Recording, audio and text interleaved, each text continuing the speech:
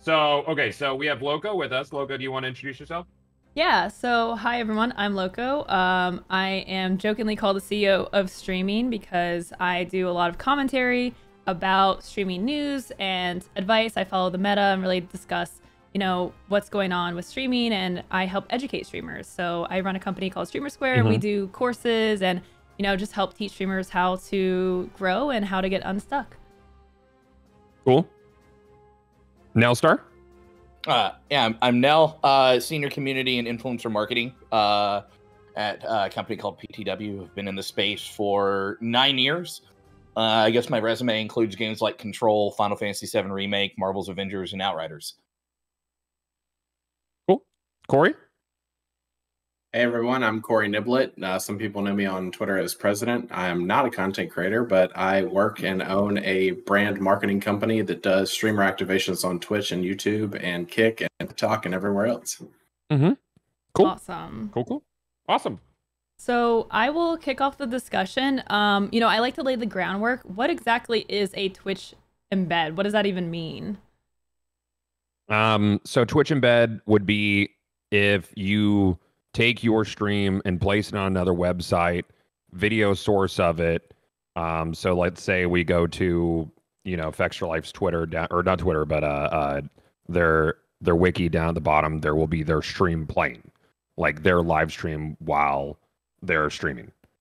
So that's an embed. That's a short of the long. Twitch actually has an article on how to embed. It's a whole thing. So. And if you click the share button on any stream, you can embed any stream in any website anywhere. Yep. So why is this problematic? For me, I think that it's metric manipulation. I believe that it does nearly irreversible harm to a directory long term if its top streamers are sitting on top of the directory, but their metrics aren't real, because it creates a sense of I can't succeed for everybody else in the directory. It really gets in the way of a sense of community for everybody else in a directory. From a large scale standpoint, I think that it does harm to influencer marketing, the deals that people get.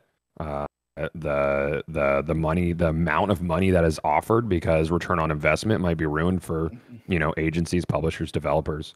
So it's basically right now, I think it's kind of like a festering problem that will become much larger over the next couple years. I mean, it's already a big problem. I left Twitch. Everybody knows this. Everybody knows it. I left Twitch back in 2019. I went in a time capsule for 3 years, 3.5 years.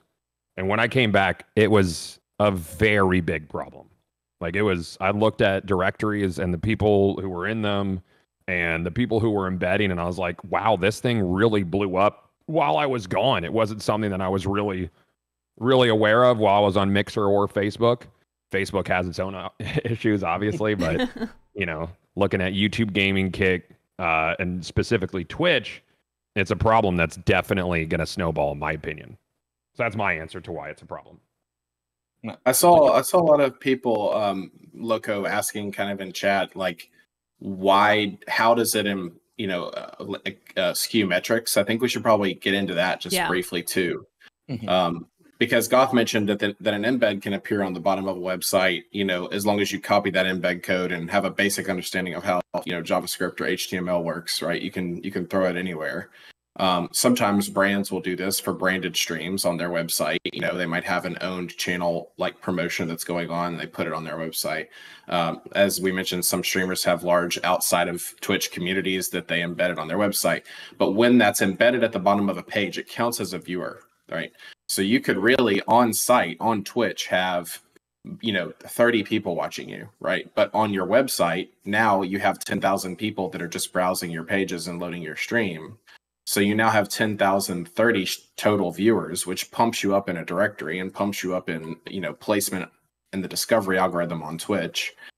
But, the actual people there contributing to the conversation and engaging with the streamer are vastly different than it would be if everybody was on Twitch. So hopefully that kind of explains how the artificial metrics can inflate viewership, right? Yeah, and I think that really is the crux of why it's controversial is, like Corey said, it may not be actual people watching the stream, but it will still count as a viewer. So it may say that you have 10,000 viewers, but they may not even be aware of the stream. They may not be able to hear it or see it, and they may just happen to be on the website. I think that's where this becomes a big issue for a multitude of reasons. And, as Corey said, Twitch is very much a viewership-driven discovery platform, right? The more viewers you have, the more viewers you're going to get because you are at the top of the directory. So if you are able to embed your stream on a popular website, now you have, way more viewers, quote, viewers than you would have had. And that puts you at an advantage to other people, even though it's not really authentic viewership. So how do you know if someone is embedding? Obviously, if you go to a website and you see an embed, that's an embed. But how do you know that or suspect that someone might be using Twitch embeds to have more viewers? Yeah, so I know that some agencies have ways to directly detect it. I think right now it's we suspect it situation for a lot of streamers. And I really don't like calling out people you suspect, but the people who I do talk about that do it are people who are very forthright, say we're doing this, and then you can literally go to whatever their website is and see them on it. That's how I know. Like, that's how I know, the people I've been engaging with on Twitter are embedding, and obviously there's a big fish in the pond. I don't know if we want to call out direct names or if you guys would like to forego from that. Best just not to do that. Just to forego names, yeah. So yeah, there's a big fish in the pond that it's very obvious.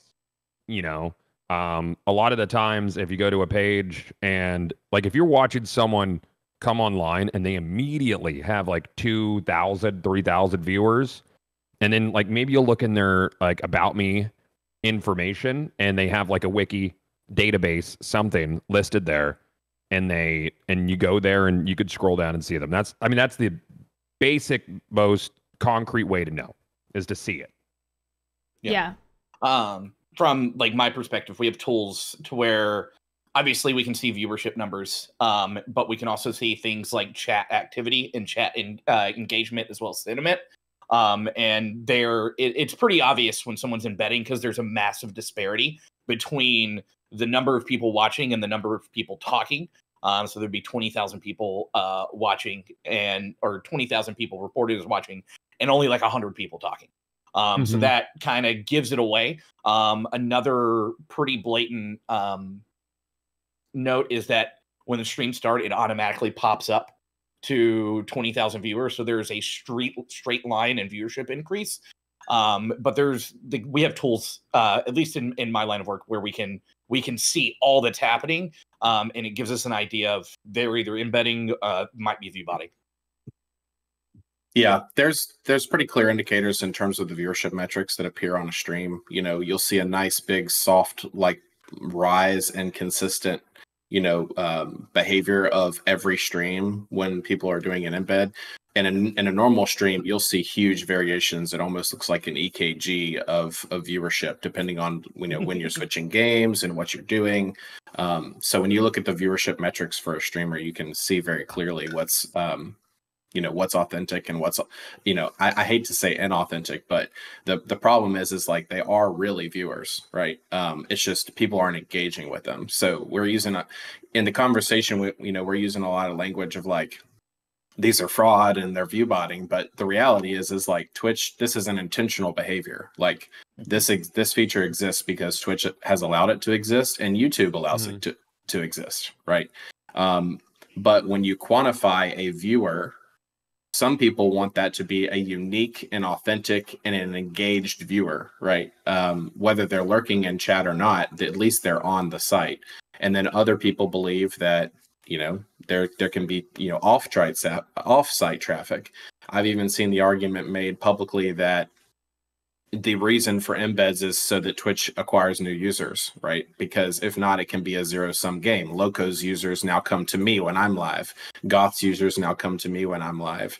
So, you know, it's very much like there needs to be a path for like new users and getting Twitch experiences outside of Twitch. That's really important for their business. It's really important for advertisers. But the way that they quantify and rank users on their creators on their website is tough, because it's the only metric of discovery that exists on Twitch is viewership, right?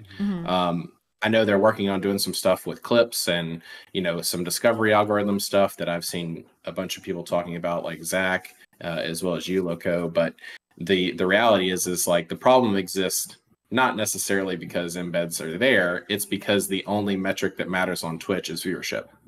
Yeah, and that also affects, you know, sponsorship opportunities as well, right? If you have, let's say, 2,000 viewers, but you know 90% of that is coming from a website, and they're not actually following you, they're not chatting, they're not, you know, loading your chat, the chat component. How does that affect, you know, with Nell and Corey, where you do so much work with brands? How does that affect the outcome and how you approach working with streamers? Yeah, so it's a whole thing, right? So one, it increases the amount of time that I have to spend educating upper management and even C-suite level people on who we're working with and why we're working with them. Because we, you know, they see numbers and they're like, oh, numbers are going to provide me with the ROI that I need. Why don't I go after this guy with 2,500 viewers instead of this person with 200, right? And so then we have to spend time explaining, well, you see, these numbers aren't exactly real. That's an embed, and they're not viewers that are going to interact with whatever the sponsored content is. And then if we do go and work with said embedded streamer, then the ROI, the click-through rate, it all looks like crap. The numbers aren't there. We're not getting the metrics that I need to keep my job, right? So then we're in a whole nother issue. And then down the road, that impacts how much money I get per campaign, how many keys I get per game.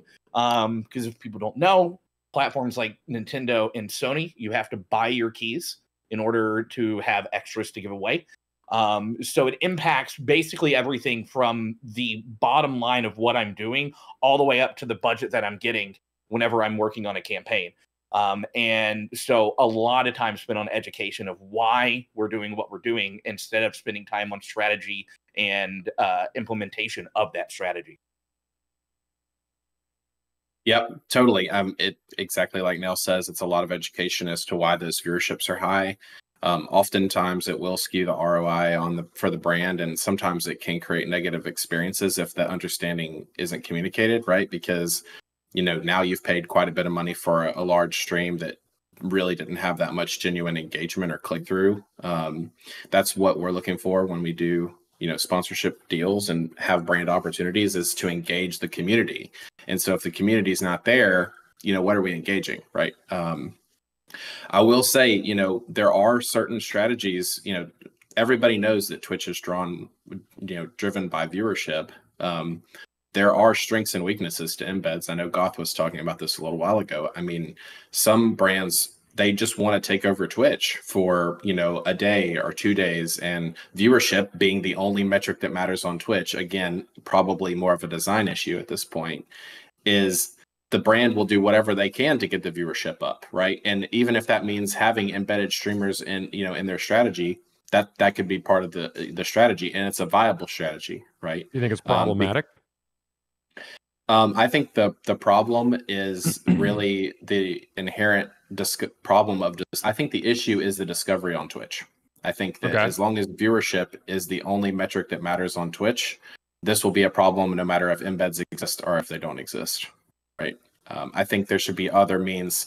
And to be fair to Twitch and to the UI UX team as well, when you first go to Twitch and before you change your preferences, there are recommended for you categories now, right? People typically change them to go by viewership rank, because people want to be involved in a cool moment that's happening with a lot of people. So they'll join a stream that's popping off. But when they join that stream, they might see, well, there's nothing really happening here, right? but it can be problematic for sure. But it takes a lot of education on the brand side to say, hey, you need to know that, like, yeah, there's 10,000 viewers there, but really there's only about 200 or 300 people that are going to be engaging with the content. That can affect how these deals are negotiated too, and they have in the past. If we're fortunate enough to kind of catch on to kind of what's going on, and if people are forthright and honest about it, right? Yeah, it has an impact on the price of the ads that they're selling, right? Not everyone is the size of a AAA studio or this large multinational corporation. You have indie studios that are advertising on Twitch, and if these numbers are inflated, then that impacts their bottom line as well on the advertising front. Yeah, absolutely. Yeah. Well, I was going to say it could potentially pull a long-term player out of the market. If it's their first foray, they're like, oh, we made this game. We've allotted so much of budget to promote it, to do creator engagement, whatever, influencer marketing for it.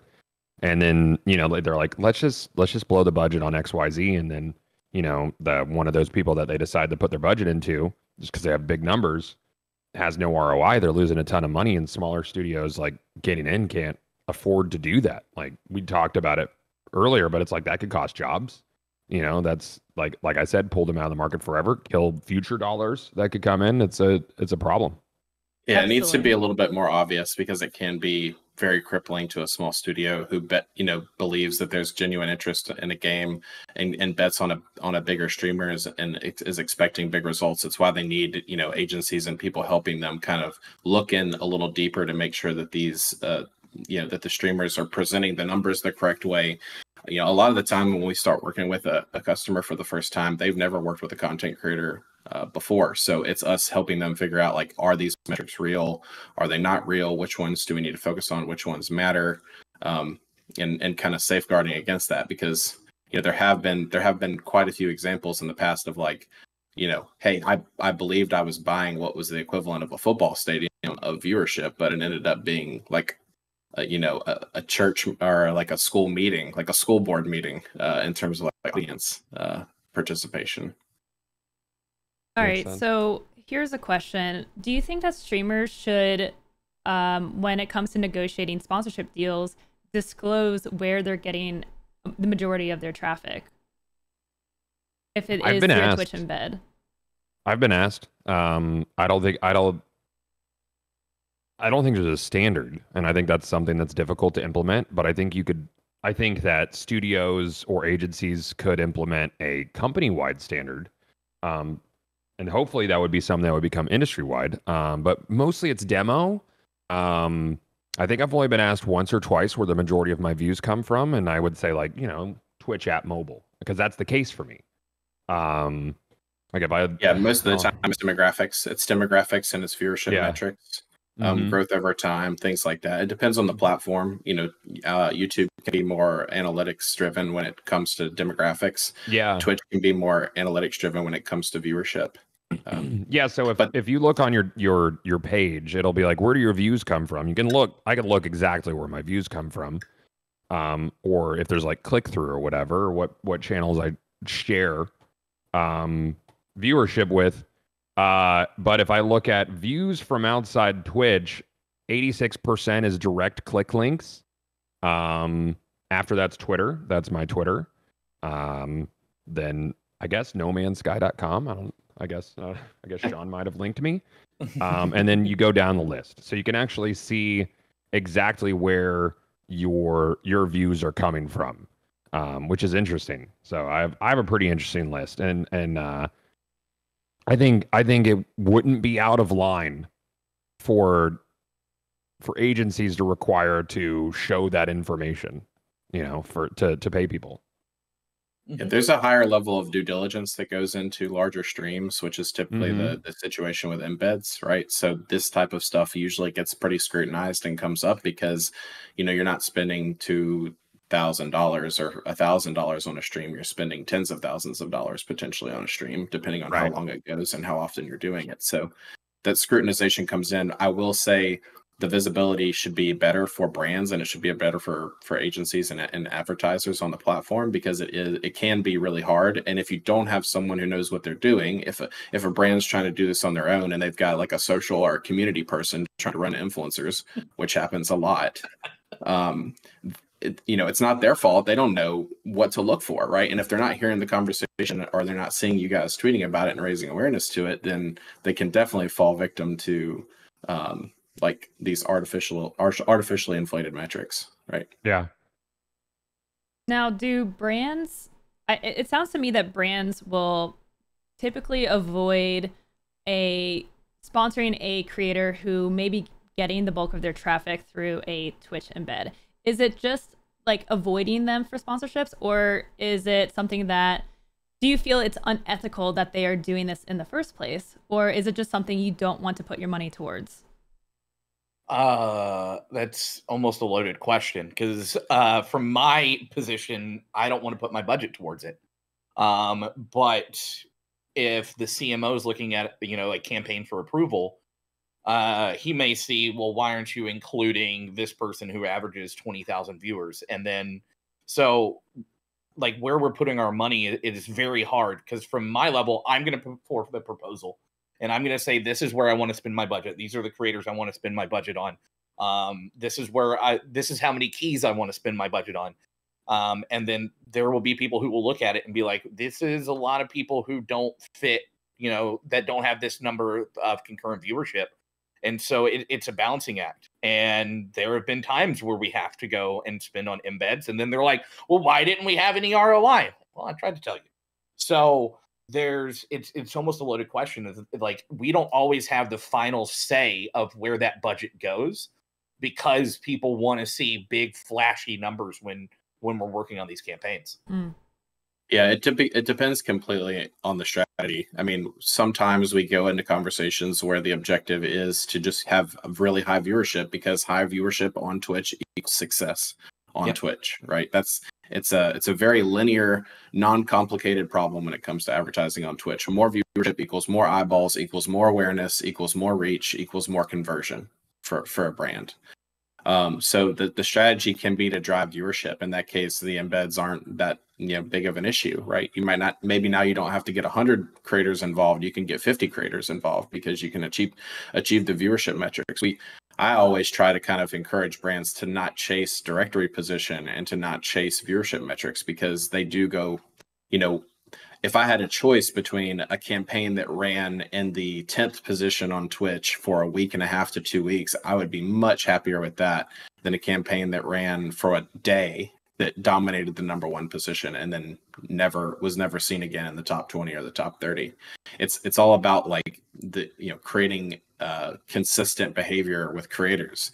If you can create a cool campaign and people play it for a week or 2 weeks or 3 weeks or a month, that's way more valuable than just having a flash in the pan kind of moment that some brands will go after. Gotcha. So let's flip it to the creator side and the creators who are doing this. So as we mentioned at the beginning of this conversation, embeds are allowed by Twitch. There's restrictions on how you embed. They want it to be an authentic embed and not like a tiny pixel where it's counting your viewers. But Goth, you've been recently really outspoken about specific streamers who do this on a regular basis. Now, without naming any particular names, why are you frustrated at the streamers that are doing this? I personally believe, and I think this belief is shared by the majority of people on the platform. I think that it has long-term negative effects on a directory. Like if we're going to look at a single game, for instance, New World, we've done a lot of activations for New World, and New World has a group of individuals who do embed, and other people within that directory feel very suppressed by that because they feel like the only way to gain ground is to do the same thing. And on the same tip, so you'll have new viewers come into the directory, start engaging with these streams that are embedded, false viewership because they might be in the 1, 2, 3, 4, 5 slot. That's where you want to be. So they'll engage with that. Maybe not have a good time, maybe have a good time, But either way, if there's like very little trickle down from the top in those situations, and it also creates an air of discontent within the creators that are streaming those games, and maybe they'll stop streaming those games. So you might lose all-star creators. I have a friend, Callie Wally, who streamed New World, and she expressed to me that because of the situation with embedding, she doesn't want to stream that game anymore because it's so rampant in the directory. And that's not the developer's fault at all, but the actions of people who choose to do something like that. And I've heard individuals who do it say, I know it's not cool. I know that ethically it's not a great move, but if I turn off the embed, I'm going to drop 6 slots in the directory. So they've told themselves that they deserve to be there because of some arbitrary partnership or site they've made. So they have a right to be at the top and fuck everyone else. So, I mean, that's the cold truth of it, is it comes down to they are looking at only their business and not how it affects everybody else, which in turn is going to end up hurting them in the end too. So that's just from like a directory standpoint for these streamers.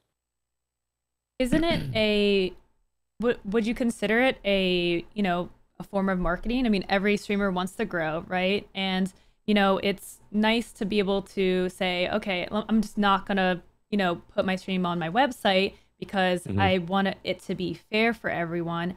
Sure. But, I worked hard and I built traffic, and now I want to market my stream. This is a way for me to grow my audience. There will be some people that come over to my stream. There will be some people that subscribe and follow. So, why can't they, do that for their own position? The click-through rate on embedding is 1%. So I see it the same level as marketing as a link. So what if I put my Twitch link in a YouTube video, and everybody who was watching that YouTube video counted as a viewer on my stream, because that is essentially functionally the same thing as far as advertising goes. And I like straight up, I have no issues with embedding functionally. I think it's fine to be able to embed your stream. I don't want to take that away. I think that you should be able to embed your stream on your website or your wiki or inside your app. But the problem is how it's reflected within this app, how it's engaged with.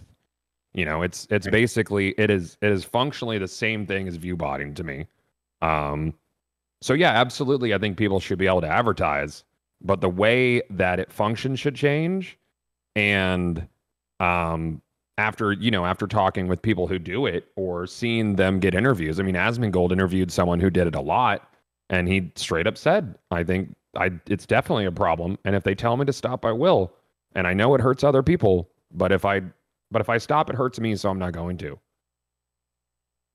So to me, it boils down to, I think, just the fact that it counts as a viewer. And I think that maybe if that was removed from the equation and you could embed, right, all you want, then wouldn't that solve the problem from both sides? Yeah. Yeah, that's why, one of the reasons I don't really do a lot of public, chats and stuff, but one of the reasons I wanted to come on was I do believe that, you guys, I know Goth has been pointing out, specific people that are doing embeds, but the analogy that I wanted to make is if a casino had a machine that was paying out that you and the casino and everyone else knew about it, but the casino wasn't fixing the machine, would you still go pull the lever?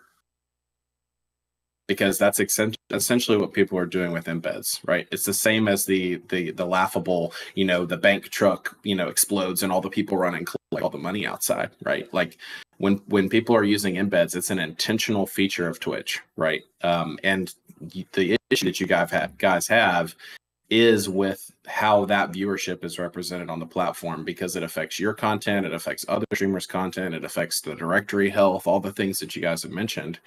So your quarrel really is more with Twitch than it is with the creators using the feature. I think we all, rose-colored glasses, wouldn't it be great to just say, hey, streamers, stop using embeds, and everybody stops doing it?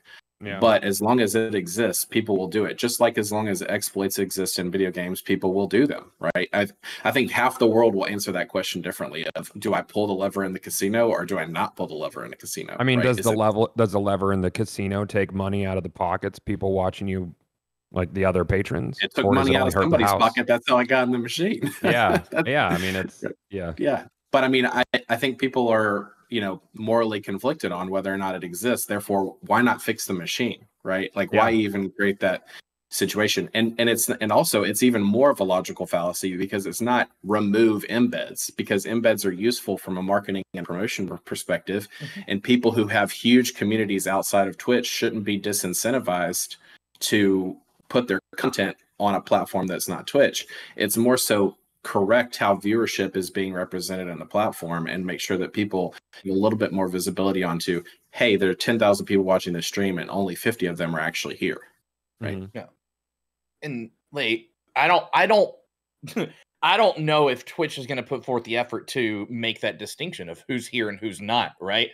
They recently, or I don't know how long ago it was, sometimes when you see an embedded stream, it's like, this is best viewed on Twitch. But like 90% of the times, it's not showing that anymore, right?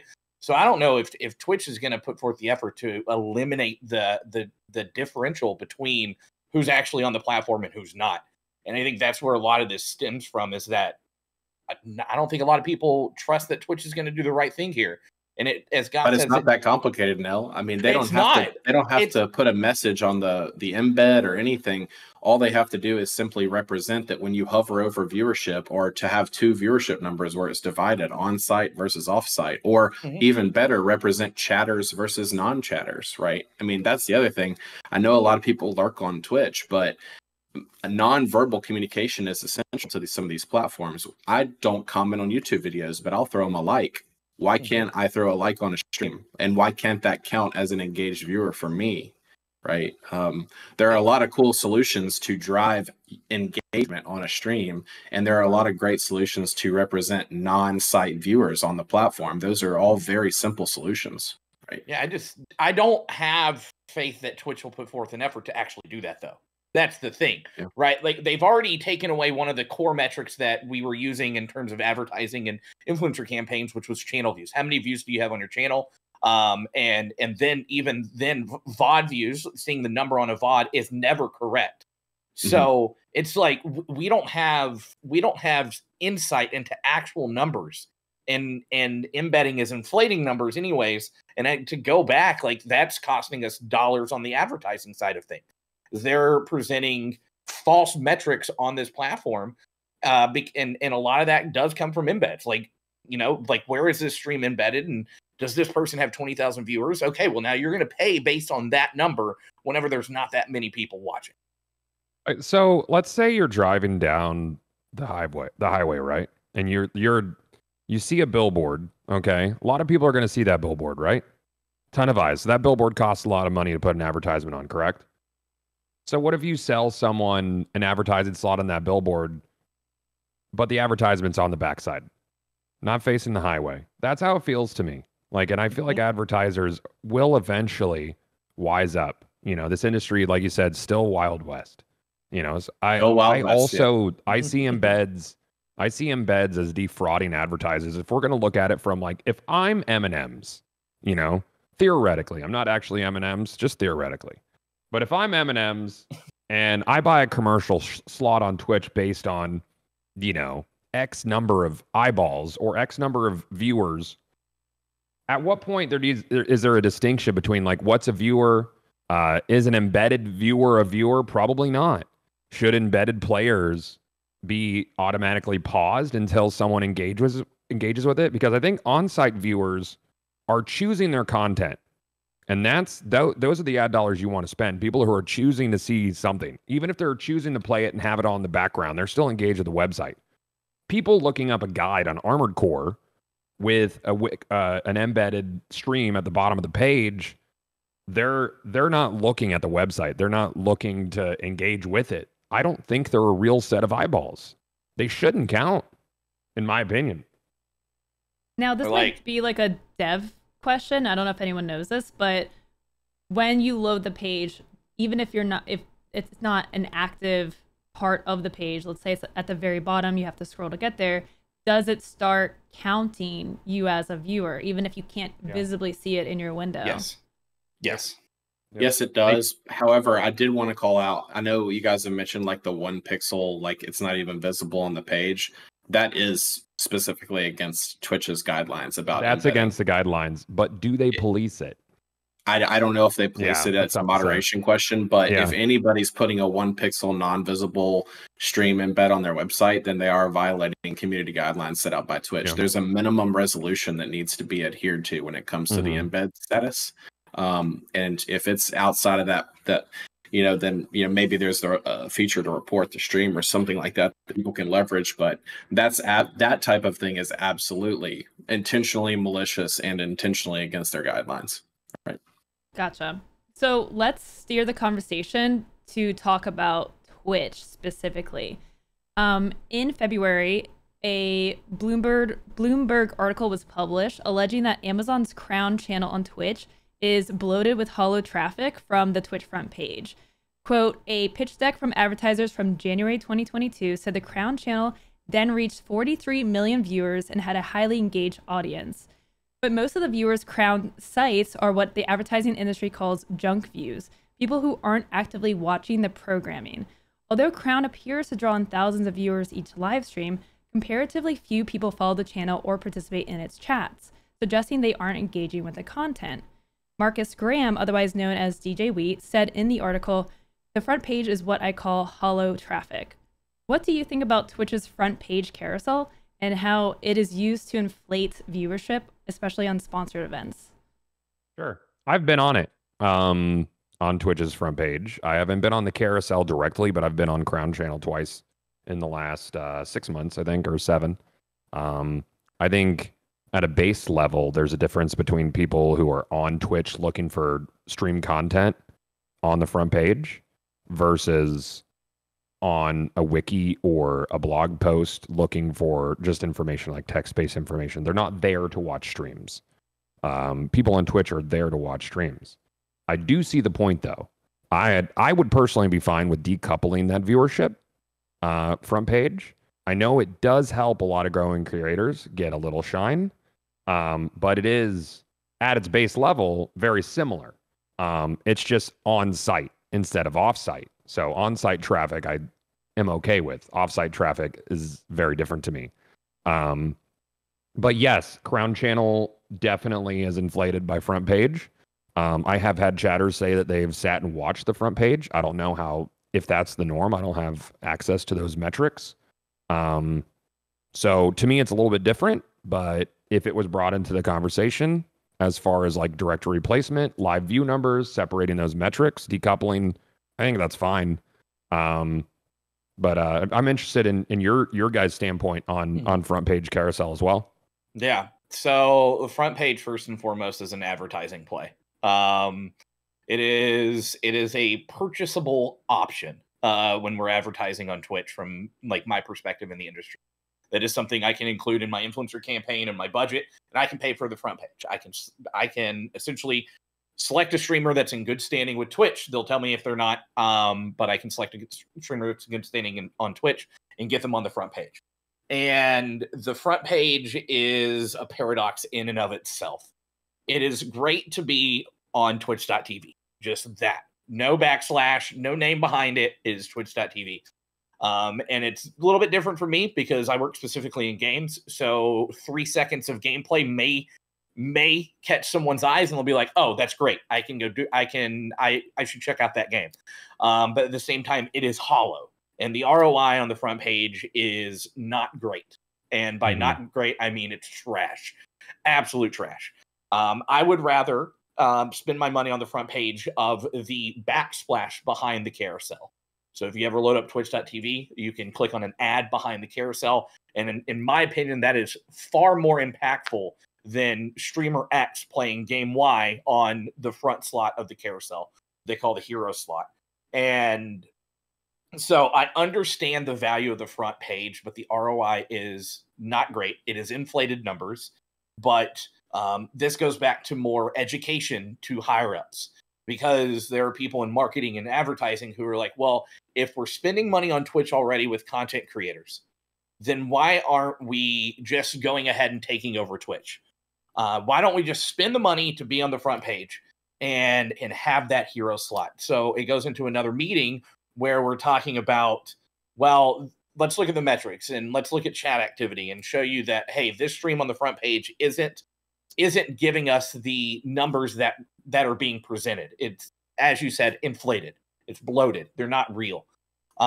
So I advise to everyone in marketing advertising to not buy a front page slot. If you want to be on the front page, get that advertising backsplash. But it's from my perspective, it's so fake. It's there, and there is an opportunity to catch someone and to get a wish list or to get a purchase, but it's minimal compared to the amount of money you have to spend on the front page. Do you think that it's deceptive when Twitch sells those slots and says, hey, you're going to get 20,000 people watching your stream. Here's our rate. Is that, do you know what you're getting, basically? You know what you're really getting? I'm gonna interrupt you for a second, Nell. Just 1 second. I think it's incredibly deceptive. Backstory, and I don't think Twitch cares. Backstory. Back when Twitch owned Curse, they embedded streams that they sold, sponsored streams, on Curse. I did a stream for a game called Agents of Mayhem, which was like a sort of like not really Saints Row, but Saints Row. It was okay. And my viewership quadrupled during the sponsored gig, like as compared to what I was doing before the sponsored gig. And I was like, oh, that's weird. And then it came to my attention that I was on every page of Curse without my consent. And Twitch had they had embedded me on Curse during my sponsored stream. So if that was a practice 6 years ago or whenever it was probably like 6 years ago, how is that, has that practice changed? Like, do they care? Probably not. Anyways, no. I felt like that was relevant. Do they care? Just wanted to call out because, I definitely agree. Twitch, the only other mechanism than high viewership on Twitch for a creator to be discovered is the front page. So there are a lot of disadvantages to being on the front page with the inflated metrics and viewership. But if a brand is able to secure some spots for, kind of smaller creators that are great at producing content, but haven't had a chance to like really get their name in the lights and like have some attention drawn to their channel, it can be a great mechanism for kind of raising up, content creators who are stuck in the algorithm of, 250 to 300 viewers.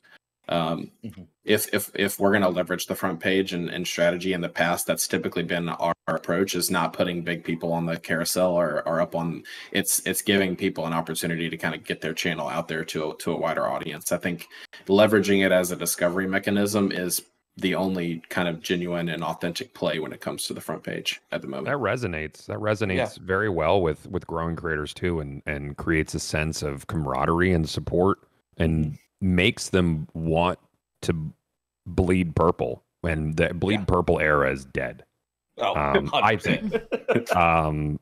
They only don't see as many purple hoodies when I go to conventions these days. Yeah, and that used to be a big thing, man. And I know when someone, it's very similar. Like if you're not required to, but if you're on top of a directory, I always felt, and this is just me, I always felt a responsibility to create a sense of trickle down, and not everybody has to do that. You don't expect that from people. Not everybody follows the same path. But when that sort of trickle down support or growth potential happens for someone, it's huge. But when someone's on top of a directory with embedded or view botted views, and they see that, and I keep coming back to this, it's just so defeating. It just feels like there's no way to crawl out of the hole, or there's no real support. Yeah. And the only way to do things is to, gamify the system. Yeah. I mean, I think for the front page, like from a streamer perspective, I think that it's a great opportunity. And if you haven't been on the front page, it's something that, would be an interesting experience. but I don't think it's not as impactful as people may hope. I do find that a lot of people tend to be disappointed after their front page experience because there's very little retention that happens long term. I think I've gotten, maybe a small, I don't know, handful of regulars that have come from the front page, and I've been on the front page multiple times over the years. It also creates some problems with things like the Twitch bounty board and things that are very viewership and metric based, where now your average concurrent viewership is in the thousands and when it was in the hundreds. And this can be, again, another problem with misleading advertisers when you're proposing a rate or they're proposing a rate that's based on your concurrent viewership.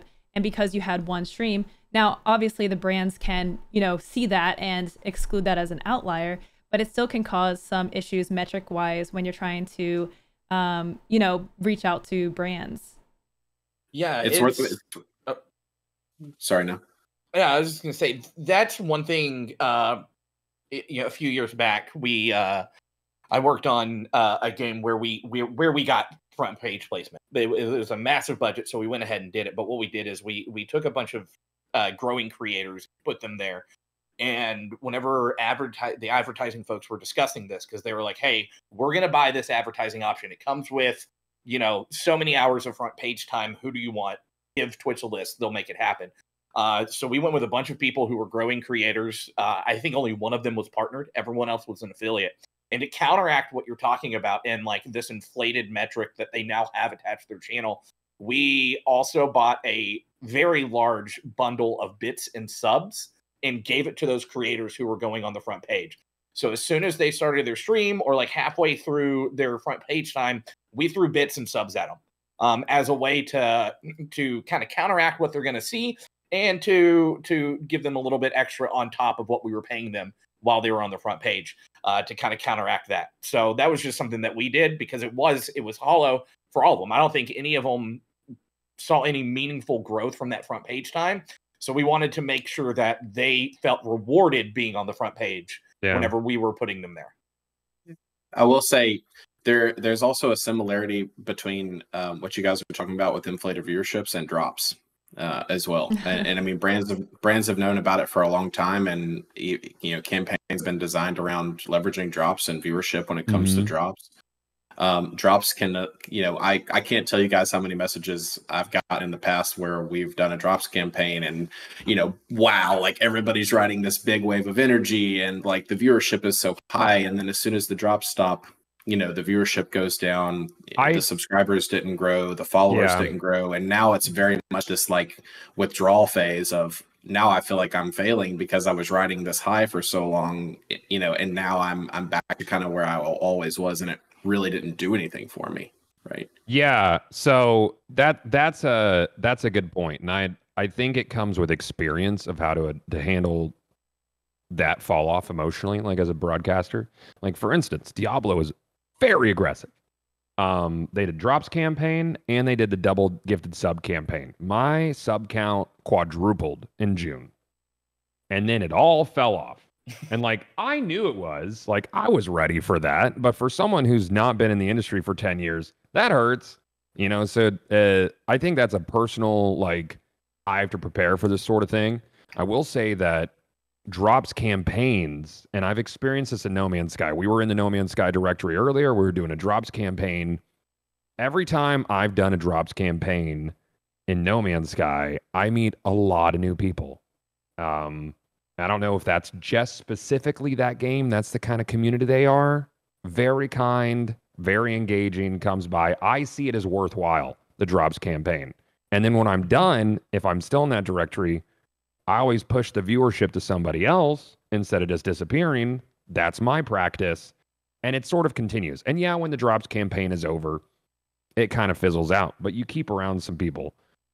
So I don't personally think that drops campaigns and those inflated viewership numbers are as hollow or as meaningless. I think it really depends on how the streamer uses it, how engaging they are, who they connect with. I think drops are a better opportunity to engage and create relationships and connections than a front page slot. 100%. Oh, 100%. Yeah, drops are very effective. I mean, they can get a lot of, especially if they're time based. Getting somebody to stick with your stream for an hour, 2 hours, 3 hours, 4 hours is way more useful than being on the homepage and kind of having that. Yeah, and I do have critique of drops. I think the time in which a channel should be able to have drops turned on for a specific day should be limited. I think there should, like, if you hover over their channel, it should be like drops are active for this much longer on this channel. You mean that someone will you shouldn't be able to sleep with drops on? They'll farm it. They'll go to sleep. And that's problematic. Yeah.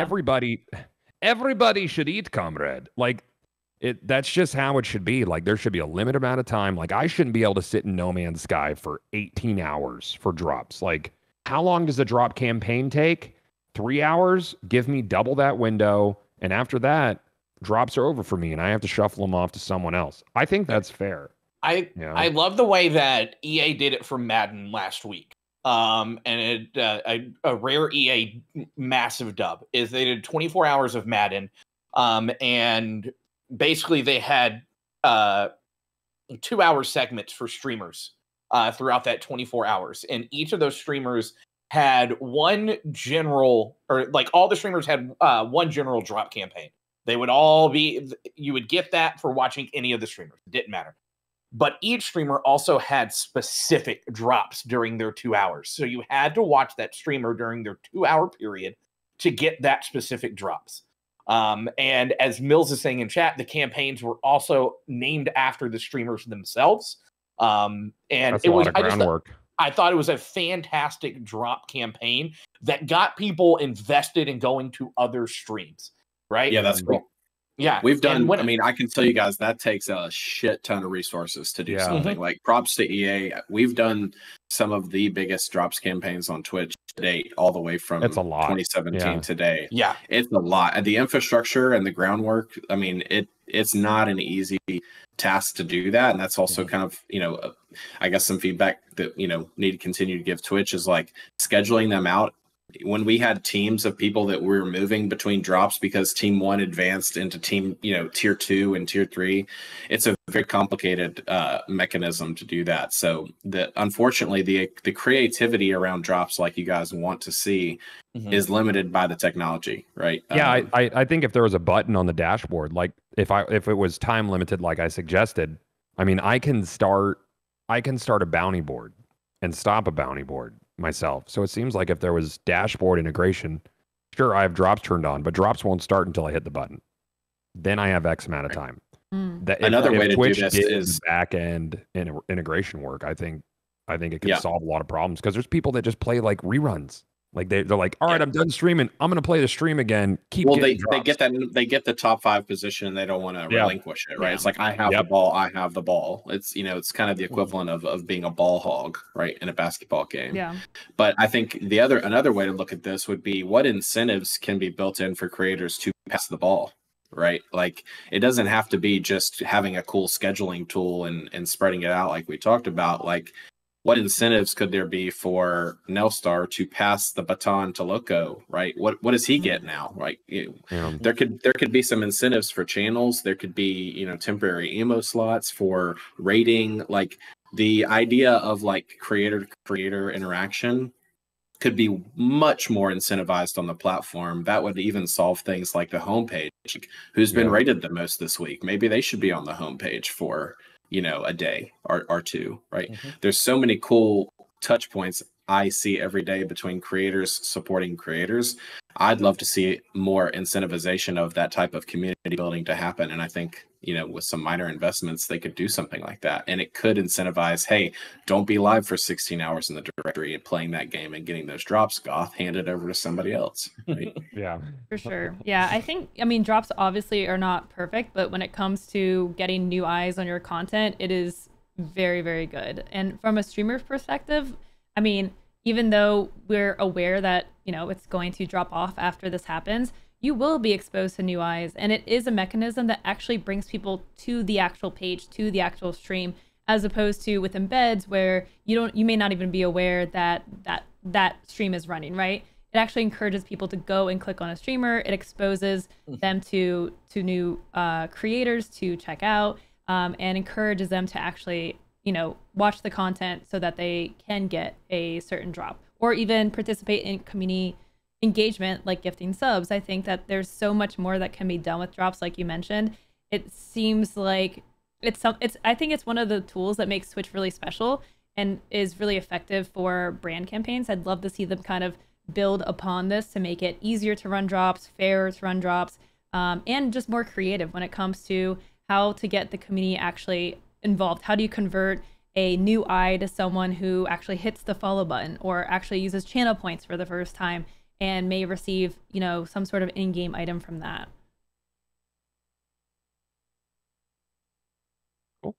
So I think there are some cool things coming soon with drops to make them more unique and interesting. So I'm pretty stoked. Nice. Yeah, I'm down for any new products because it feels like the new product train on Twitch was so strong for so long, and then it just kind of I don't know if they like ran out of stuff to improve or complacency hit.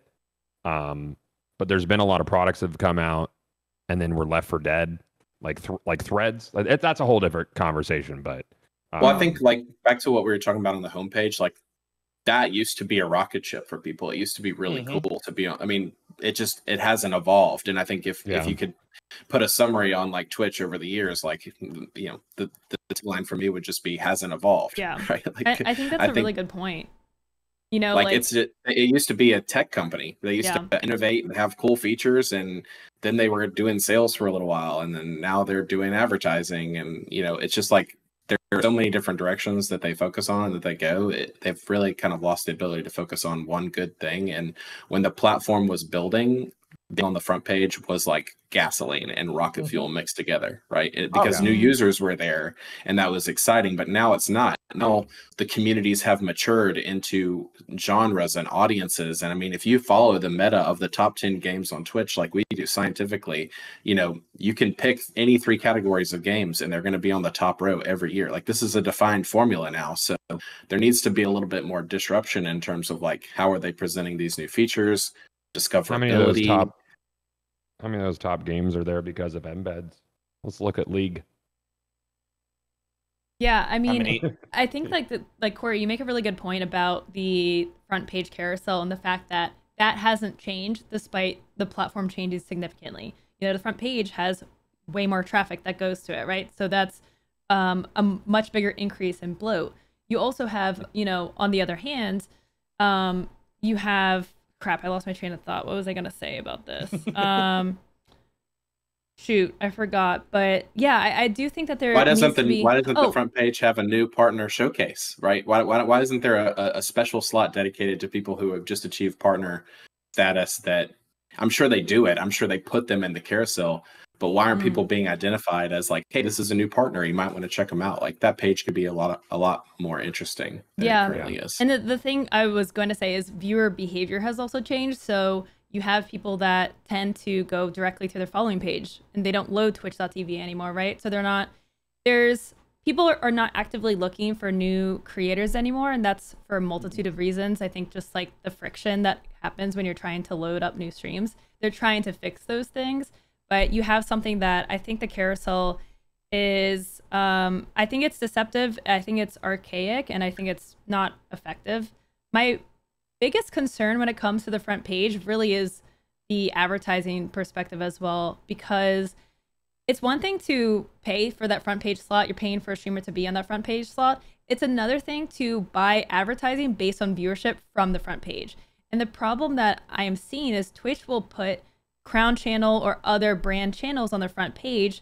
For example, G4 and Ven, who both failed, and those channels end up getting much higher viewership from the front page. They sell advertising based on those numbers, and now they're pissing off advertisers because they can't actually meet those numbers. Their real numbers, once they're not on the front page, is a fraction of that size. And so I think, you know, this is a very dangerous game that Twitch is playing right now. And I think it's going to just push more advertisers away from the platform, which is bad for creators because, you know, ads are a way for creators to make money. And if the CPM drops, that's awful. I mean, if Twitch isn't making money off of ads, and we've seen this, I think that led to the dial back of the 70-30 thing, because the idea is that, you know, the majority of streamers aren't playing ads, so advertisers aren't spending as much dollars on ads. But if the eyes that they are getting aren't eyes and good investment, then they're going to dial even more back on their ad spends. So I think your points on front page carousel are super valid. It's not something that I've spent a lot of time thinking about, because I tend to think about things on a directory level, and on like a influencer marketing level thing. But it's definitely something that needs to be addressed as well as how metrics are presented. 100%. It goes back to what we said is the viewership on Twitch has changed, but Twitch hasn't, right? Like the Twitch used to be, before Goth went to the great unknown, used to be about building a community as a whole, right? It used to be about, we bleed purple because we love this platform and we love the streamers on it. And now it's moved, the user journey has now moved to hyper focus on personalities and specific streamers instead of finding new people to do. And that's something we've seen through our research and the numbers that we're tracking. And like you said, less people are going to twitch.tv and are going straight to their following page. I know I have bookmarked my following page. I'm one of those viewers because I've been watching for 11 years now. I know who I want to watch, right? I know the friends that I've made. I want to watch them stream. So that's, I think, why the front page has such a small impact now, and why it's not that rocket ship that Corey was talking about is because there's, outside of new viewers, there's not a lot of people that are going in and looking for new people to follow. And a lot of time those new viewers are coming from other platforms like YouTube or TikTok, and they know exactly who they want to go follow because they found streamer X on TikTok. Now want to go watch them live. So that journey for the whole user experience and user journey on Twitch has evolved, and Twitch just hasn't evolved. Yeah, it used to be much more of a transient community in terms of you didn't know who you wanted to watch, so you would try and watch tons of people. My click-through rate on Twitch used to be significantly higher. Now everybody has become a little bit more specialized. The platforms become more established. Communities and patterns have taken hold. Different types of streamers exist. VTubing. I mean, it's a much more mature product now. I do want to say, I think we should be concerned. I think we shouldn't push Twitch to remove embeds, because I do believe that embeds are critical to Twitch's growth, and we need users to be coming onto the platform. All of us do, everybody, including Twitch. And the content needs to be discoverable outside of the platform, but how the content is being represented and the metrics that are associated with that content are most important. Because the minute the platform stops growing, it's a dog eat dog, zero-sum game for everybody on the platform, right? You're going to be stealing viewers from each other all the time. Yep. Yeah, that's well said. Any other final thoughts about embeds before we wrap up our discussion? I mean, from my end, I think I've been pretty outspoken on socials and on stream, and I just want to see a fair ecosystem, or as fair as possible, for all creators. And I want to see the nature of how those metrics are projected in app and on site to be adjusted. We've talked about those. But yeah, embedding as a tool, to me, it absolutely needs to stay around, but just the way that it's utilized and shown, I think, needs to change. And I would hope that my peers who on paper agree, but in practice go the opposite direction, would at some point decide to change course. But when they push back, it makes me a little upset. So that's kind of where we are in that. I appreciate you guys coming to talk about this. There's a lot of really good information from multiple perspectives. Nell being someone who's in the industry and is a streamer. Same for Loco now, and Corey, who's heads one of the biggest influencer marketing agencies in North America, as far as I know. So I appreciate you guys coming out. Thank you. Of course. And I agree with Goth, but on a different perspective, for my friends that are indie devs and need to get their game out there somehow. And, I want it to be fair for them on their spend, not based off of inflated numbers. There are so many great indie games that can't get the coverage that they need because these numbers have inflated the market to the point where they can't just afford, they don't have the budget to spend on it, right? And some of these are passion projects that friends have spent 5, 6, 7 years working on and deserve to have that coverage. So I don't think embeds need to go away. I think it just need the way that they're tracked needs to change. Yeah, completely. I just wanted to mention also, based off prior conversations with other industry peers and working cross industry, this is not a problem with just Twitch, right? This is happening in other industries too. This is happening in beauty and fashion. It's happening in home and lifestyle. So I think it's a bigger problem for platforms to tackle. The discoverability of the content is critical. Embedding needs to exist, but the representation of the metrics behind that mechanism need to change. And I would just say, I have my own pathways of communicating all of my feedback to Twitch, and I do so pretty often. You guys have a better pathway if you're a content creator. You have a partner manager, you have people that you communicate with Twitch. They have a user voice that they check, an idea board that they check quite often.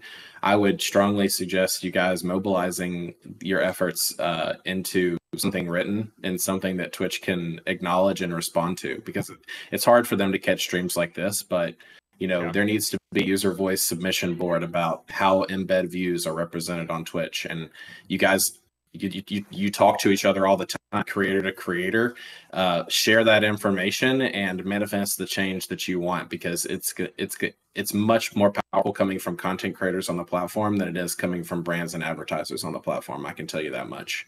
So if you guys want to see that change, then I would highly motivate you to do so. Nice. Right? Yeah. Corey, why don't you lead us out with, anything you want to plug, and we'll wrap it up. I don't really have much to plug. I just stream. I don't have any projects I'm working on. I'm gonna continue talking about this. I might dial back how aggressive I've been. But I think it's really important for streamers to talk to their peers. There's some people I've talked to in private who stay what I believe as a reckless course. But